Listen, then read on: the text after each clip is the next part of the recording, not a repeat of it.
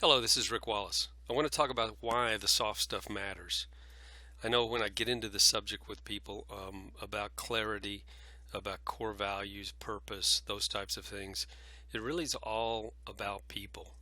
And, core values are extremely important in your recruiting, your hiring, your firing, in engaging your employees, motivating your employees. And I want to show in this short presentation why that's so important. It's not just about people and the team, it also is about profitability because the profitability of your company is very dependent on the productivity of the people you have working for you. So, with that, I'd like to share with you why the soft stuff matters. My objective here is number one, to get a large portion of this audience to question your long held beliefs about the soft stuff is a bunch of fluff. As I said before, that's been my long held belief. My people just want to make money, come to work, get it done, leave. I can't afford A players in my business. They're too expensive, can't find them. When I do, they cost too much, can't afford them. My people are motivated by money, job security, and growth. But within the business, that's promotions, that's kind of thing that they get really motivated by.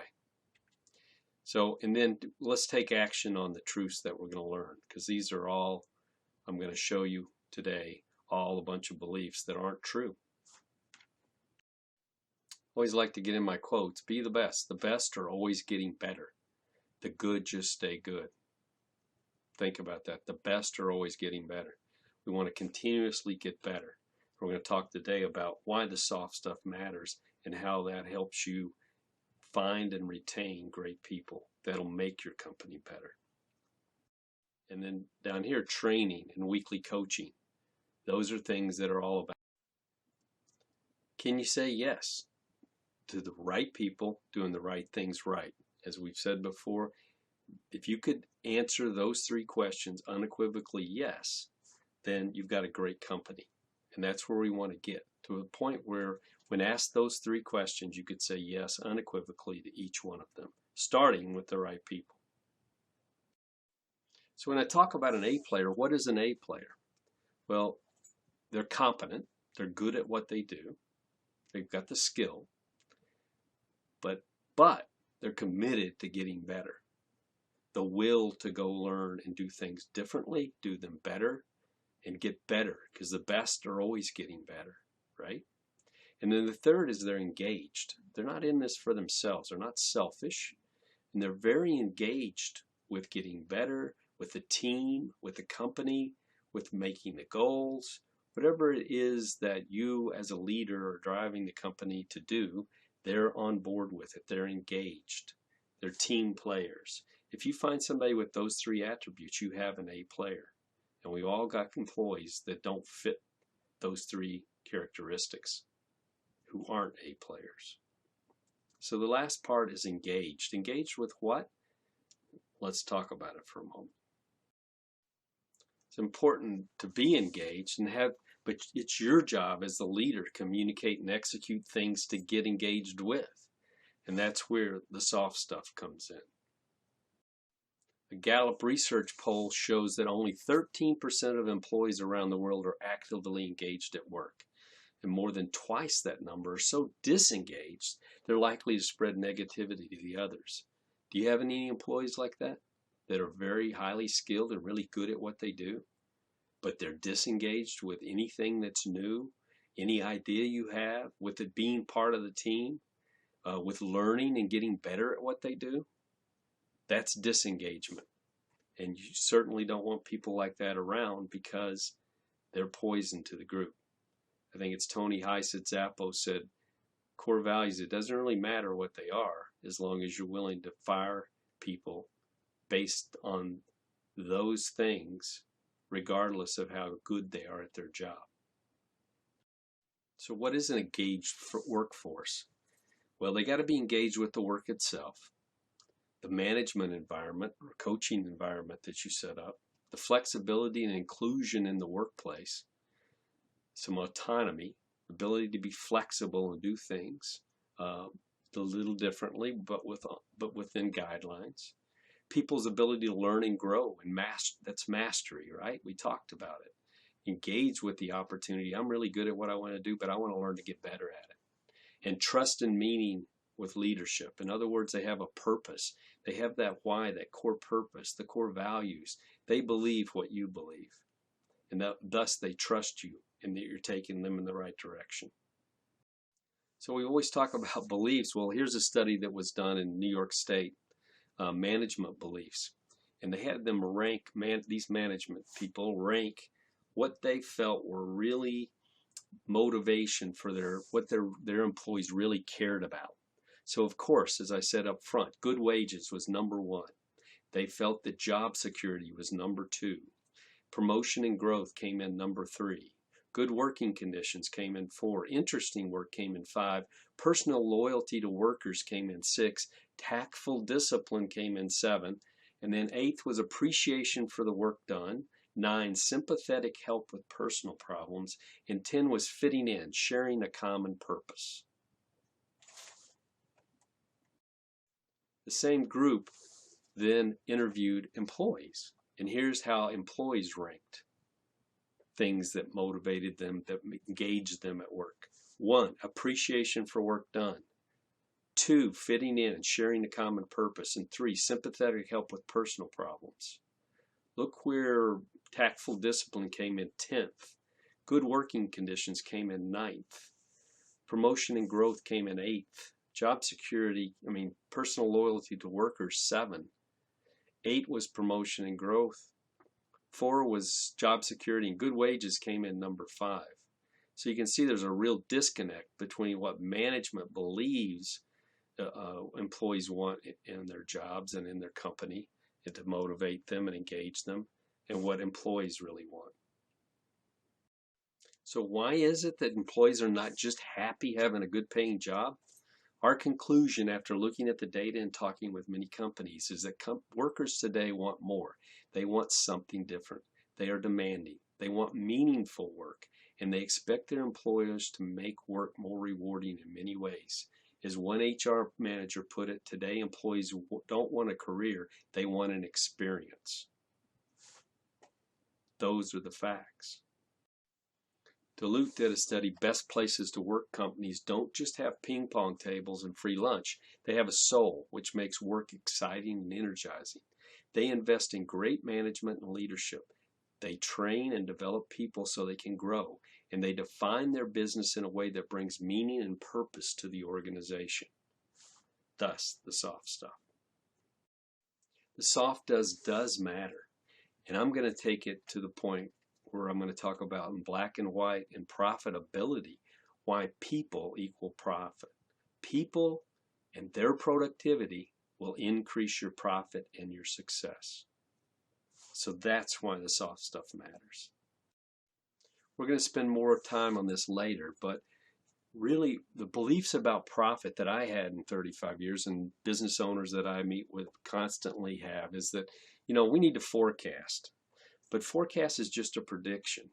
We do it once. We don't really track it a lot. We do it for budgeting purposes. Then we sit down and budget, and we focus on expenses. What are our expenses? And the biggest line item on our expense on the P&L from an expense standpoint is labor in most every case. But all those other little expenses we budget.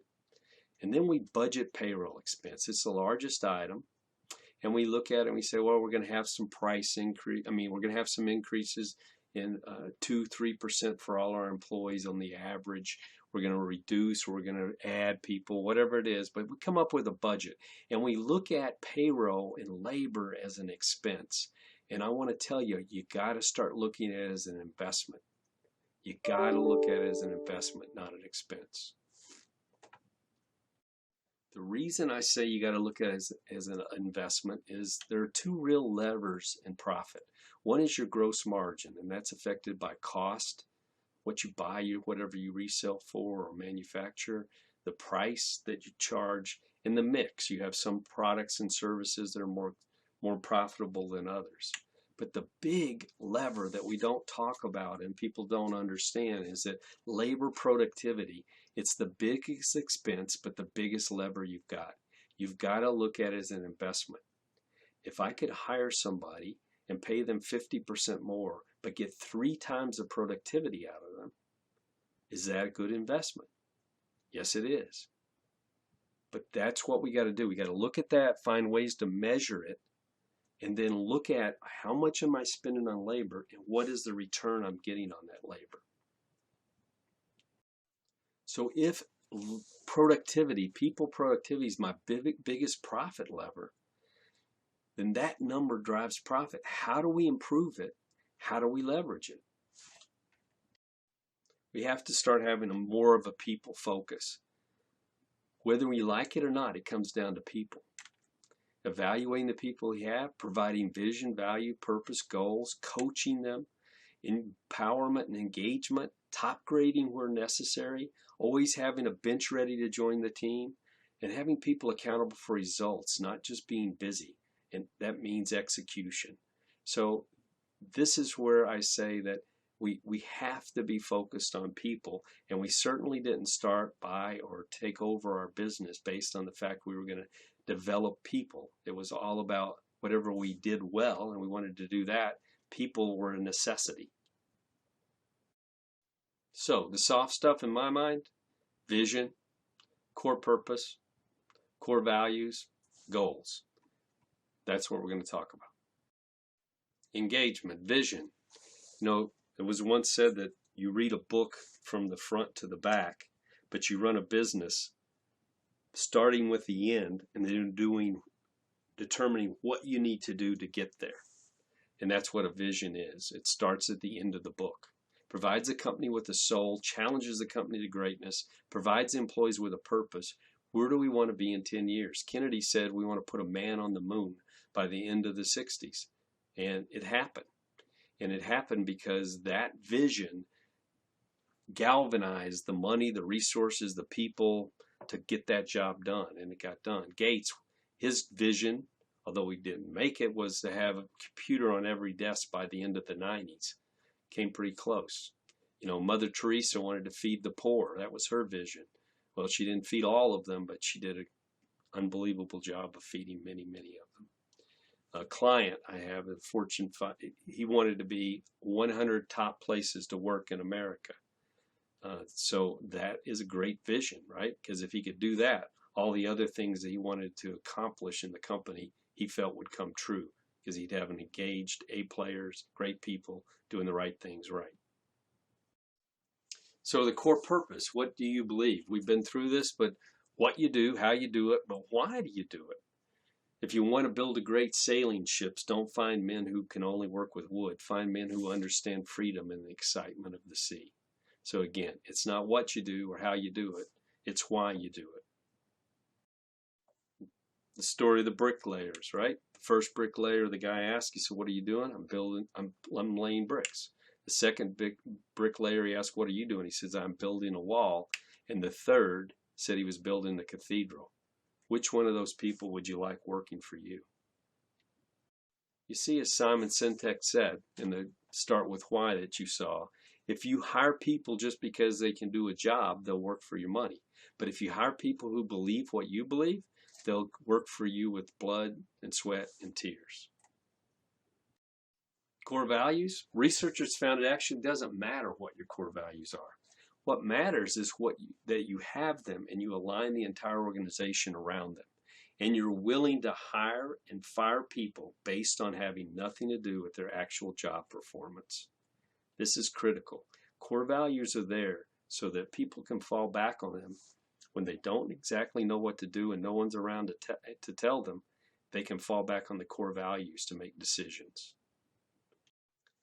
When people are clear on the values of your business, they don't need rules to handle new and challenging situations. So the right people, the goal is to have A players in every position. And the owner of the Container Store, Kip Tyndall, built the company. In over 30 years, he's had 20% compounded growth every year. And when asked how he did that, what his secret was, he said, "I only hire great people, A players, and I pay them 50% more, but an A player or a great person equals 3 average people. So he runs his stores with a third of the people that other retail stores run their stores with. So again, he sees labor costs not as an expense, but as an investment. He pays people 50% more, not any person, but great people 50% more. And he makes a big point of that. He said, I don't believe in paying people more. I believe in paying great people more. And great people will produce 3 times what an average person will. He's proven it over and over again, as have many companies.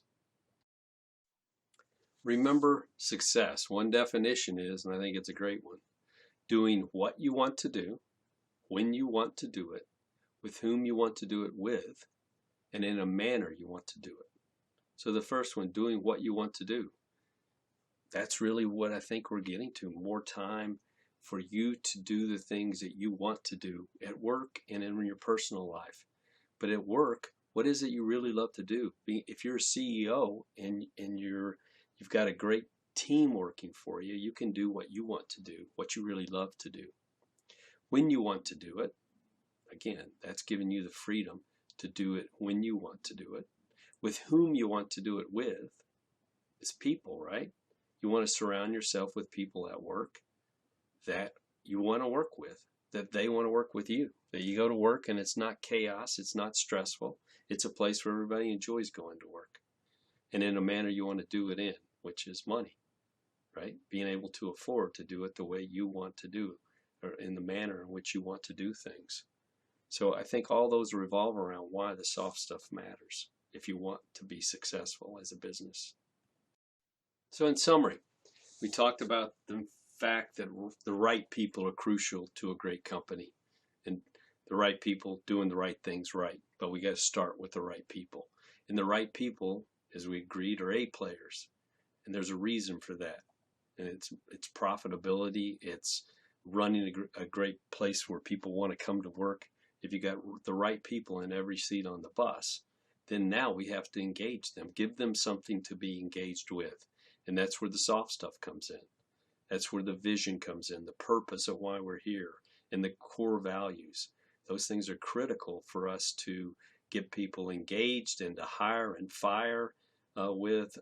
Those are the things that are key to making our business continually improve. And then why it matters? It matters because if you do those kind of things, you put the right people in place, your profitability is going to go up. The productivity of your people, the investment you're making in labor, which is your biggest line item on your expense P&L, is now invested into people that are going to get us a bigger return, and that's going to increase your profits.